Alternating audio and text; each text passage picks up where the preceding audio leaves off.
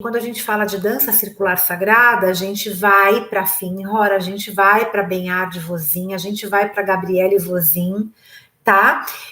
Mas a gente vai também para essa sabedoria de que elas são realizadas em círculo, muitas vezes de mãos dadas, e elas trazem uma experiência de aprendizado que favorece muito a integração, a comunicação, a flexibilidade, a percepção de si mesmo e do outro.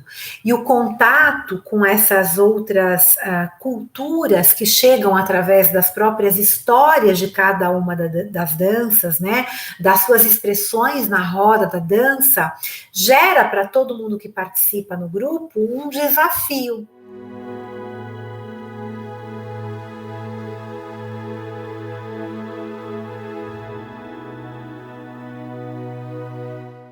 Esse texto que eu vou trazer agora, esse artigo, na realidade, que se chama Mandiliá, a dança da vida está no sangue, que é um texto que não é meu, que é da Laura Shannon, talvez vá traduzir um pouquinho o porquê dessa minha correlação entre a magia da dança circular, né, e o que é a dança circular, que eu vou falar aqui também, e sobre o meu trabalho com círculos de mulheres, não só meu, mas de muitas mulheres que inclusive se formaram na Universidade Sagrado Feminino e que trabalham com a dança circular.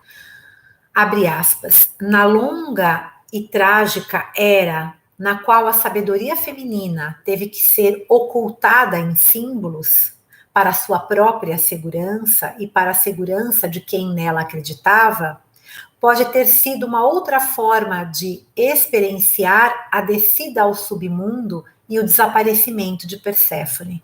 Visto que dessa perspectiva, nosso recente modelo de coletivo que desvaloriza a terra, desvaloriza o feminino e desvaloriza o invisível, assim como desvaloriza o obscuro e a revelação, o escuro e o claro fazem parte. Assim, inevitavelmente, esse tempo veio e passará. Em todos os lugares nós vemos o ressurgimento do respeito às divindades femininas, bem como pessoas, honrando novamente não só os símbolos, mas a realidade em relação às bênçãos que sustentam a vida, a terra, os oceanos e tudo que habita neles.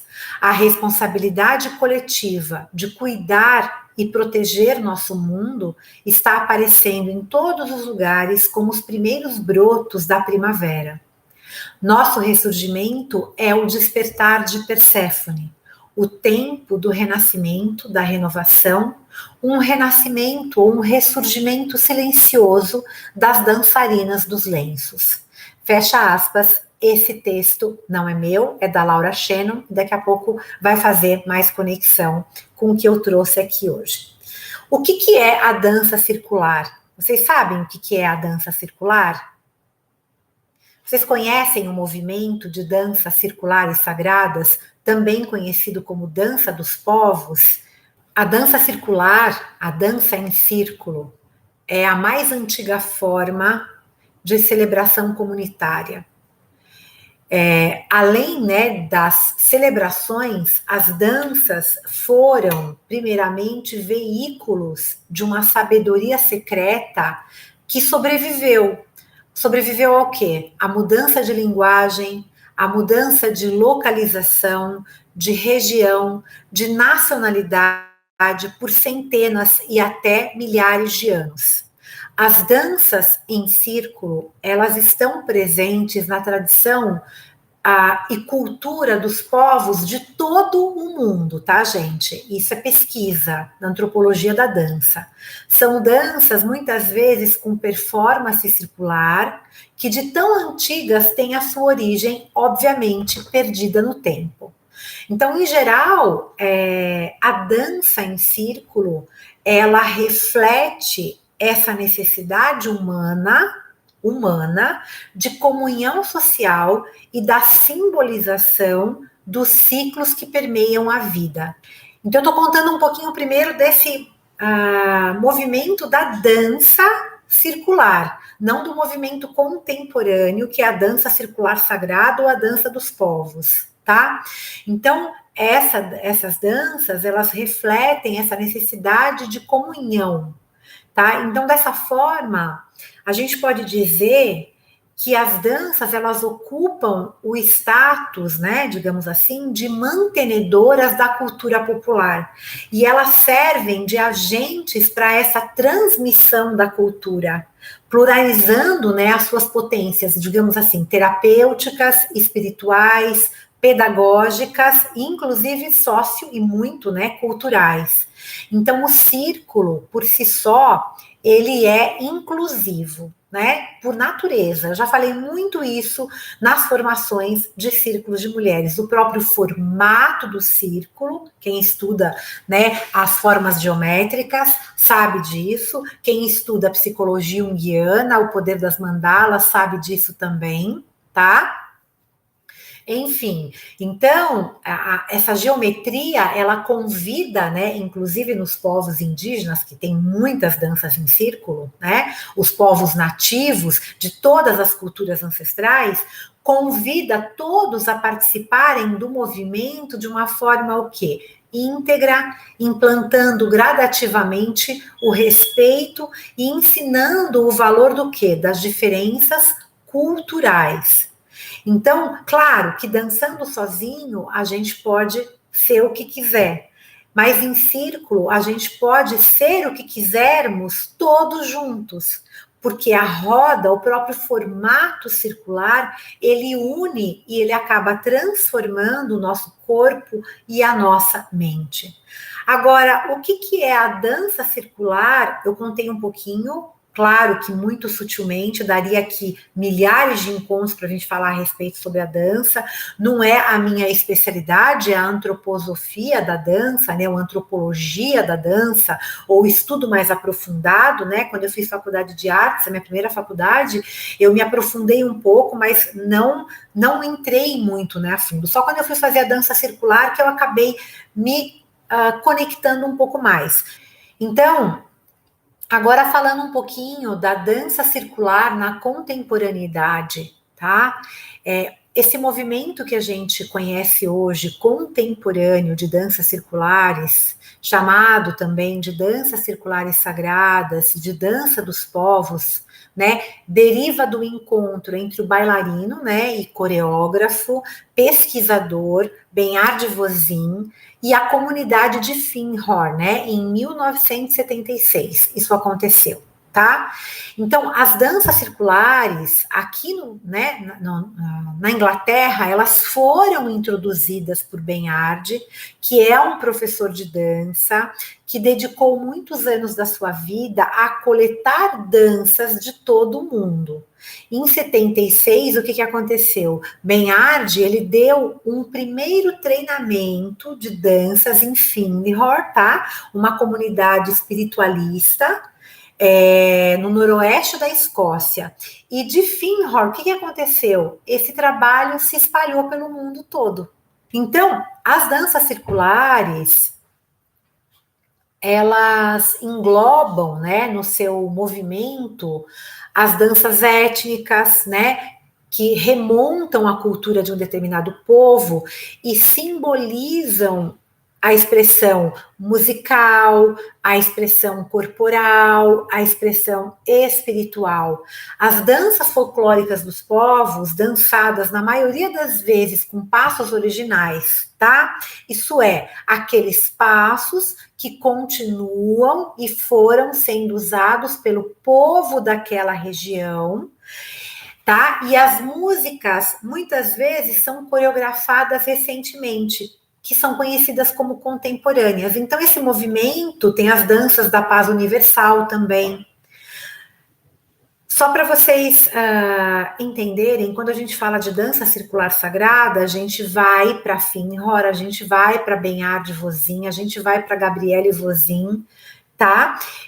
Mas a gente vai também para essa sabedoria de que elas são realizadas em círculo, muitas vezes de mãos dadas, e elas trazem uma experiência de aprendizado que favorece muito a integração, a comunicação, a flexibilidade, a percepção de si mesmo e do outro. E o contato com essas outras culturas que chegam através das próprias histórias de cada uma das danças, né, das suas expressões na roda da dança, gera para todo mundo que participa no grupo um desafio, né, que passo a passo ele acaba sendo superado, e quando a gente finaliza aquela dança, que nem a gente traz uma dança grega, por exemplo, Enamitos, né, que é uma dança simples e fácil, mas não por ser simples e fácil, não é um desafio. E aí acontece o quê? Quando o coletivo consegue dançar junto, a gente comemora uma conquista que é do todo, que é o que a gente está precisando no nosso mundo. Então, dentro de uma dança circular, de acordo com o foco estabelecido, a gente seleciona danças que aproximam os participantes daquele objetivo traçado. Então, se eu vou trabalhar, né, a ciclicidade feminina, como falar sobre ciclicidade feminina através do nosso corpo, trazendo uma dança que represente a donzela, uma dança que represente a mãe, aí a gente pode dançar um Joc de Leagane, né, que é a dança das parteiras, uma dança que represente a anciã, aí a gente pode trazer uma coreografia contemporânea, oferecendo uma dança para a Hecate, trabalhando esse arquétipo, né, da ancestralidade, da longevidade, né, e aí a gente pode trazer também o arquétipo da bruxa, né, então esses arquétipos dançados no seu próprio corpo. Então, para a gente trabalhar com as danças circulares, a gente precisa respeitar essa egrégora. O que é essa egrégora? É essa história de que a dança, ela, como uma entidade viva, ela não tem dono, né? Ela começou, a gente não sabe quando começou esse movimento dos povos dançarem. Acredita-se, né, por esses estudos mais aprofundados sobre a dança, que desde que o homem é homem, o homem, quando eu quero dizer, somos nós todos, que nós viemos ao mundo, o ser humano dança, né? Então a gente tem que trazer quando a gente está trabalhando a dança circular agora no contemporâneo, a gente tem que trazer essa história, trazer a história da dança circular, quando a gente vai levar, né? Então, por exemplo, quem eu vou citar aqui, eu fiz formação de danças circulares com a Renata Ramos, a primeira formação que teve aqui no Brasil, né, reconhecida, inclusive no livro, né, a Renata fala muito, né, tem um livro que eu gosto muito, que é Danças Circulares Sagradas, uma proposta de educação e cura, tem uma citação da própria Renata lá, que abre aspas, né, focalizar uma dança circular sagrada vai um pouco além de simples orientação dos passos e do ritmo, implica na postura do orientador, que se coloca como foco de atenção dos participantes e principalmente como foco catalisador e expansionista de energias mais sutis no momento da vivência, facilitando o quê? O contato com o sagrado. E isso é o que acontece com uma guardiã de círculo de mulheres. Ser guardiã, coordenar um trabalho, focalizar um trabalho, né, não é apenas uma simples orientação, né, de um conteúdo, por exemplo. Eu vou falar sobre a jornada da heroína da Maureen Murdoch ou a jornada do herói do Joseph Campbell, né? Vai além dessa simples orientação. Implica na minha postura de guardiã de como colocar foco e a atenção dos participantes, né? E ser a catalisadora, e ser aquela que expande essas energias para que vocês possam se conectar com o quê? Com o conteúdo que eu estou trazendo. Então, o focalizador, assim como uma guardiã de círculo de mulheres, isso a gente pode falar que é muito importante a gente observar, precisa informar a origem da sua dança, assim como se eu vou trabalhar a jornada do herói, eu preciso contar sobre quem é Campbell, eu preciso contar sobre como ele descreveu essa jornada, né, a fonte. E quando a gente está falando de dança circular, se por alguma razão alterar a coreografia, a gente precisa informar o grupo, a gente precisa orientar, porque todo esse material que a gente traz na dança circular, todo esse material que a gente traz para as nossas formações, né, ele é um tesouro e ele precisa ser utilizado com um cuidado mais amoroso. Mas, gente, vocês acham que a dança circular, assim como o círculo de mulheres, pode ser considerado um espaço terapêutico? A ideia desse potencial terapêutico das danças era muito claramente marcada em Bernard Voisin, que ele teve essa prática docente fortemente influenciada por essa perspectiva terapêutica. Ou seja, citando o próprio Bernard Voisin, ele dizia mais ou menos assim: em longos anos de trabalho, vou colocar até aspas aqui, em longos anos de trabalho, juntamente com pedagogos de escolas para excepcionais, psiquiatras e pedagogos de cura, numa clínica em Munique e no departamento de pedagogia para excepcionais, tá? Adquiri a experiência de que a dança tem, em alto grau, um significado terapêutico e de pedagogia de cura. Olha que interessante isso, né? Porque traz a magia à tona, sim, e os processos alquímicos. Então, uma das vias de compreender a dança circular como um recurso terapêutico, e por isso tão usado no meu círculo de mulheres, né, implica em estabelecer uma correlação entre problemas experimentados na dança e problemas experimentados na vida. E tem uma outra facilitadora que eu gosto muito, né, que eu já fiz formação com ela também, que é a Ana Barton, que ela fala o seguinte, abre aspas, bem cedo em minha carreira na dança sagrada, eu comecei a notar a conexão entre a dificuldade que alguém tinha em certos passos ou movimentos e os bloqueios e os problemas que a mesma pessoa tinha em sua vida. Fecha aspas. Então, o que a Barton está querendo dizer para a gente, né? Ela aponta o valor de se estabelecer uma relação entre a dificuldade de você fazer, de repente, um passo junto a passo, um longo, curto, que é o passo de valsa, tá? Com uma dificuldade que você tem na sua vida, ou um passo que você vai para trás na dança circular, com uma dificuldade que você tem em olhar para a sua trajetória, em validar a sua trajetória. Portanto, assim que o dançarino se conscientiza de que os seus passos podem estar relacionados com sua vida e com as suas dificuldades, ele se torna capaz de trabalhar, porque ele traz para o consciente, né? Ele trabalha, então, conscientemente e consegue lidar melhor com esse problema, seja através de uma autoobservação, seja através de uma terapia, seja através de um grupo, né? Então, essa ligação entre dificuldade na dança e dificuldade na vida aparece, então, como algo potencialmente terapêutico. Então, a Ana Barton, ela inclusive fala o seguinte, que a dança sagrada é terapia.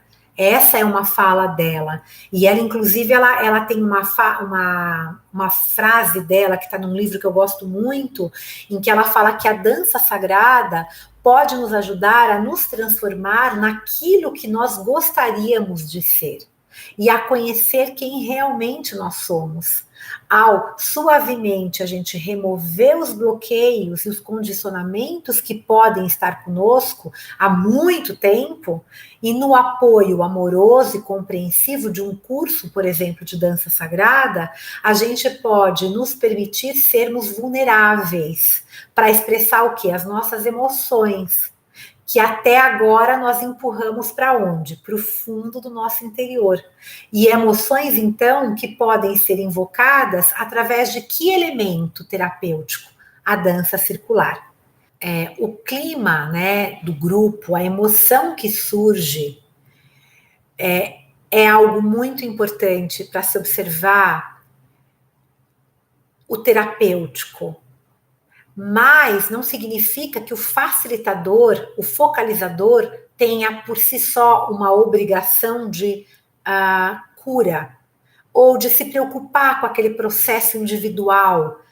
O fio condutor é a dança, o fio condutor é o grupo, tá? E é muito legal a gente lembrar que todos os sentimentos são bem-vindos na dança circular, tá? Então, a gente precisa lembrar e tomar consciência,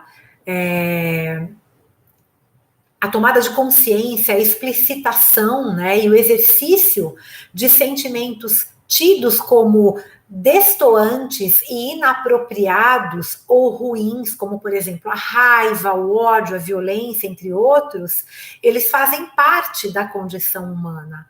Então, eles precisam ser colocados. Então, eles, tanto no círculo de mulheres, que eu falo muito, eu tenho uma live que eu falo só sobre a sombra, na formação de guardiãs de círculo de mulheres, eu me aprofundo nesse aspecto sombrio que está dentro das irmandades femininas e na relação entre as mulheres.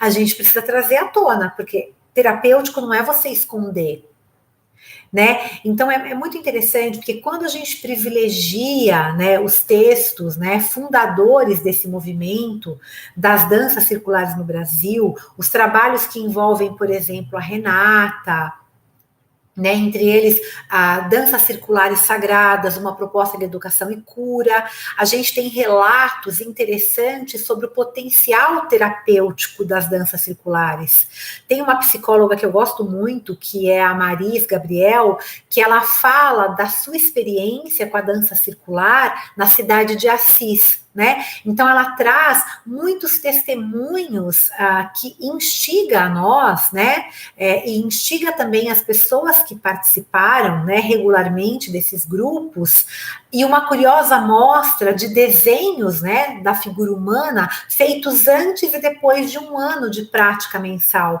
Então a autora, ela entende que através dos desenhos dessas pessoas, né, esse é um livro muito legal para se ler, eu tenho ele aqui, que ela verificou uma sensível mudança ocorrida na percepção que elas tinham da sua imagem corporal, e pelos seus relatos ela percebeu o quê? Uma transformação na dinâmica psíquica de alguns, que essa dinâmica psíquica, ela favoreceu essas pessoas a terem uma vida mais consciente, mais tranquila. Isso não é uma proposta terapêutica? Tá? E a gente poderia falar de milhares de benefícios da dança circular aqui, tá?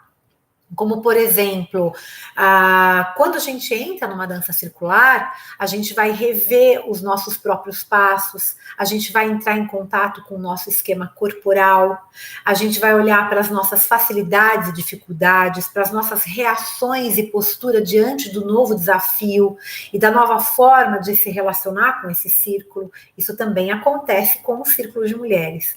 Estar em um círculo faz com que todos sejam, de alguma maneira, igualmente responsáveis pela conquista do objetivo do grupo, que é realizar uma dança, por exemplo, tá? Então, realizar aquela coreografia. Então, esse desafio novo, esse desafio maior, que vai motivar cada participante a despertar o quê? A leveza, a alegria, proporcionar o trabalho em grupo sem que as pessoas percam a sua individualidade, né? Porque a ideia aqui não é somos todos iguais. A ideia é aqui, temos propósitos iguais e somos diferentes, né? E somos humanos, e na nossa humanidade a gente tem muito a conversar. Então a gente traz a musicalidade para o dia a dia, a gente equilibra o corpo físico, mental, emocional e espiritual, a gente amplia a nossa percepção, a nossa concentração, a nossa atenção, a nossa flexibilidade. Quando tem um encontro mundial de círculo de mulheres, eu faço muitas coisas, mas o que eu mais faço é a dança circular, porque eu percebo que todas as atividades tiram as pessoas, né, do comum, as pessoas ficam meio de... Aí, para unir todo mundo, para centralizar todo mundo de novo, o que eu faço? uma dança circular. E é assim, é mágico. Incluindo a dança, são partes de uma linguagem comum com estreita conexão pré-histórica. Ou seja, na expressão da palavra, eu sinto que há uma reverência à energia da vida que engloba aquilo que na contemporaneidade a gente deixou de lado: a natureza, o corpo e o feminino. Lembrando que nos primórdios, né, na pintura rupestre, as imagens da natureza, elas eram predominantes. As ilustrações das plantas, das árvores, elas eram mostradas muitas vezes em associação intrínseca com as ilustrações da vulva, da nossa vagina. Então, essa identificação da vulva com plantas, com sementes e com árvores frutíferas pode ser a chave dessa concepção de divino no mundo, né? Então, é muito importante a gente observar que literalmente na dança essas manifestações do poder da terra e do corpo feminino estão muito presentes. Então esse conceito do sagrado feminino, ele foi expresso através de imagens de abundância da Grande Mãe espalhadas pelo mundo antigo, né, nas regiões da Europa Ocidental, Europa Oriental, Ásia, África e nas Américas. A imagem neolítica da Grande Mãe, né, e dos períodos posteriores dá múltiplos exemplos de uma figura feminina decorada com plantas, com motivos florais. E no tempo atual que a gente vive hoje, a mulher, né, a deusa, ela continua sendo expressa, né, muitas vezes na forma de figuras de abundância. Então, em um contexto menos aberto, essas figuras continuam presentes na cultura do Oriente, né, do Oriente Próximo, na Europa Oriental. Então, a única coisa certa é que esses símbolos são de grande importância. Mas o que isso tem a ver com a dança? As minhas pesquisas, né, elas concluem, né, que as danças de tempo tenário, isso a Laura Shannon trouxe muito, o tipo de dança mais comum achado atualmente nas danças folclóricas da Europa e Oriente Próximo são codificações de representações, né, de representação desses símbolos, que é a árvore da vida, o triângulo, a crescente lunar.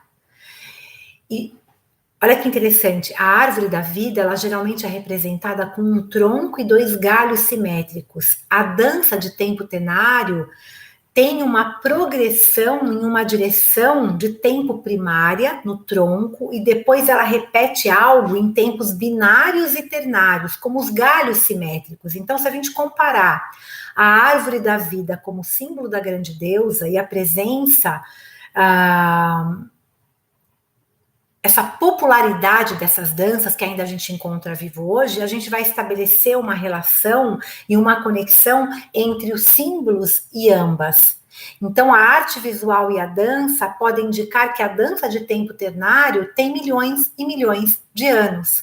Então, a antropologia da dança acredita que esse tipo de padrão é o mais primitivo que existe, tá? Então, a gente pode citar aí, né, a Europa Oriental, o oeste da Ásia, a Índia, as Ilhas Faroe, né, e até mesmo nas Américas, a música de tempo ternário é provavelmente mais comum entre os Balcãs, onde ela é rotulada de dança nacional, né, da Bulgária, Albânia, da Macedônia, e é engraçado porque frequentemente esse nome significa dança, né, que é o chochek, né, que a gente chama, que a gente pode encontrar danças como pavoro, que é da Macedônia, a gente pode encontrar danças como estatria, né, na Grécia, cigaros em Creta, tá? Não é cigarro, é cigaros, tá? E são todas danças que carregam em si essa simbologia da deusa, essa base ternária que proporciona um padrão ancestral e arquetípico para várias e várias danças e variações que podem nos conectar a essa arqueologia desses sítios, né, que a gente vê, dessa imagem da grande mãe presente nessa dança, que é a dança circular. Então, tem uma conexão muito bonita entre os rituais de força e os trabalhos de inspiração que eu realizo dentro do Círculo de Mulheres e a dança circular sagrada como um instrumento que vá nos conectar com essa imagem arquetípica da grande mãe. Então, o que eu quero dizer aqui? Que a dança circular está presente em todas as culturas, existe desde que o homem é homem, desde que nós viemos ao mundo.